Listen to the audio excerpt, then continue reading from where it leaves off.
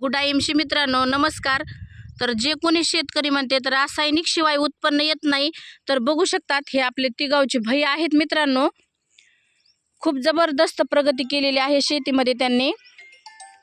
आणि बघू शकतात मित्रांनो, आपण म्हणतो ना रासायनिक शिवाय उत्पन्न येत नाही, तर भैयाने कुठलंच खत नाही टाकलेलं. आपलं आयएमशीचं पण नाही आणि कुठलंच नाही. 3 पिकं आहेत मित्रांनो, गहू, गोबी आणि ऊस. तर आपण भैयाला थोडं त्यांच्या 2 शब्दामध्ये मार्गदर्शन ऐकू.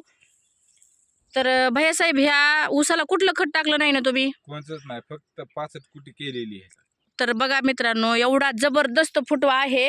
कारण हे जी झाड आहे ऊसाचं, हे स्वतःचं अन्न स्वतः तयार करायचं शिकलंय मित्रांनो. तुम्ही ज्यावेळेस रासायनिक खत टाकता त्यावेळेस त्याला लोकांच्या जीवा अवलंबून ठेवता, आणि त्याच्यामुळं काय होतंय, झाड स्वतःचं अन्न तयार करीत नाही आणि तुम्हाला पाहिजे तसं उत्पन्न येत नाही. तुम्ही खत 50,000चा आणि ऊस पण 50,000चा होतोय तुम्हाला.